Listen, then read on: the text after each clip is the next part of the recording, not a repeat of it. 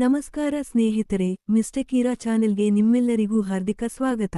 ಇಂದು ನಾವು ಸಿಂಹ ರಾಶಿಯವರು ಅಂದರೆ ಮಖೆ, ಪೊಬ್ಬ ಹಾಗೂ ಉತ್ತರ ಫಲ್ಗುಣಿ ನಕ್ಷತ್ರದ ಮೊದಲನೇ ಪಾದದಲ್ಲಿ ಜನಿಸಿದವರಿಗೆ ಆಗಸ್ಟ್ ತಿಂಗಳು ಹೇಗಿರಲಿದೆ ಎಂಬುದನ್ನು ಸಂಪೂರ್ಣವಾಗಿ ತಿಳಿದುಕೊಳ್ಳೋಣ.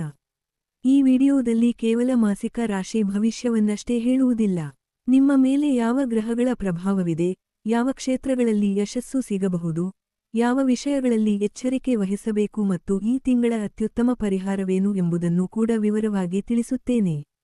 ಆದ್ದರಿಂದ ಈ ವಿಡಿಯೋವನ್ನು ಕೊನೆಯವರೆಗೂ ತಪ್ಪದೇ ವೀಕ್ಷಿಸಿ.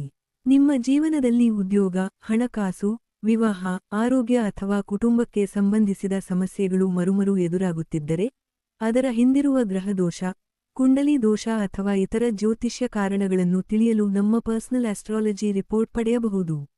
ಅದರ ಜೊತೆಗೆ tarot personal guidance, Akashic records reading ಹಾಗೂ ನಿಮ್ಮ ಹೆಸರು, ಜನ್ಮ ದಿನಾಂಕ ಮತ್ತು ವೈಯಕ್ತಿಕ ಶಕ್ತಿಗೆ ಅನುಗುಣವಾಗಿ ತಯಾರಿಸಲಾಗುವ ಕಸ್ಟಮೈಸ್ಡ್ ಕ್ರಿಸ್ಟಲ್ ಬ್ರಾಸ್ಲೆಟ್ ಸೇವೆಗಳು ನಮ್ಮಲ್ಲಿ ಲಭ್ಯವಿವೆ. ವಿಡಿಯೋ ಆರಂಭಿಸುವ ಮೊದಲು ಒಂದು ಸಣ್ಣ ವಿನಂತಿ.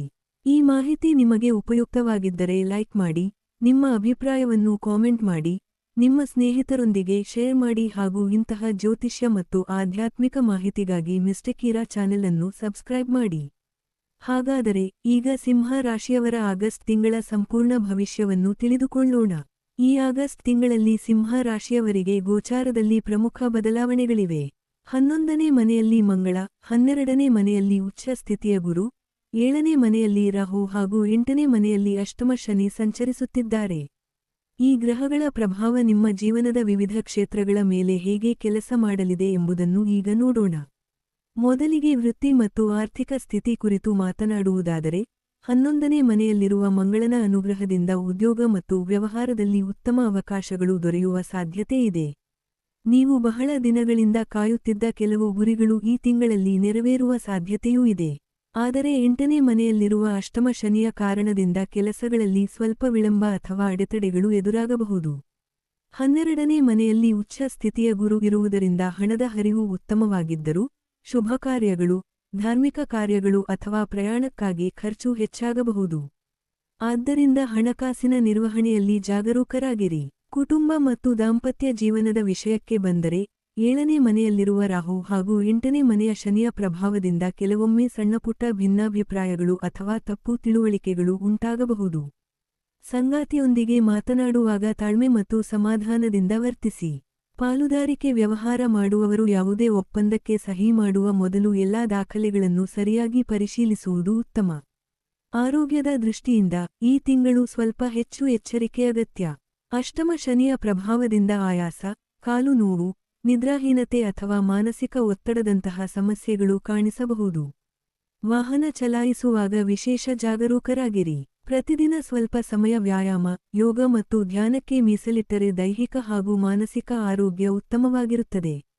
ಈ ತಿಂಗಳ ಅತ್ಯಂತ ಶಕ್ತಿಶಾಲಿ ಪರಿಹಾರ ಏನೆಂದರೆ, ಪ್ರತಿದಿನ ಬೆಳಿಗ್ಗೆ ಸೂರ್ಯೋದಯದ ಸಮಯದಲ್ಲಿ ಸೂರ್ಯ ದೇವರಿಗೆ ಜಲದ ಅರ್ಘ್ಯವನ್ನು ಅರ್ಪಿಸಿ ಹಾಗೂ ಆದಿತ್ಯ ಹೃದಯ ಸ್ತೋತ್ರವನ್ನು ಭಕ್ತಿಯಿಂದ ಪಠಿಸಿ. ಸಿಂಹ ರಾಶಿಯ ಅಧಿಪತಿ ಸೂರ್ಯನಾಗಿರುವುದರಿಂದ ಈ ಪರಿಹಾರ ನಿಮ್ಮ ಆತ್ಮವಿಶ್ವಾಸವನ್ನು ಹೆಚ್ಚಿಸಿ, ಅಡೆತಡೆಗಳನ್ನು ದೂರ ಮಾಡಿ, ಉತ್ತಮ ಆರೋಗ್ಯ, ಗೌರವ ಮತ್ತು ಯಶಸ್ಸನ್ನು ಪಡೆಯಲು ಸಹಾಯ ಮಾಡುತ್ತದೆ.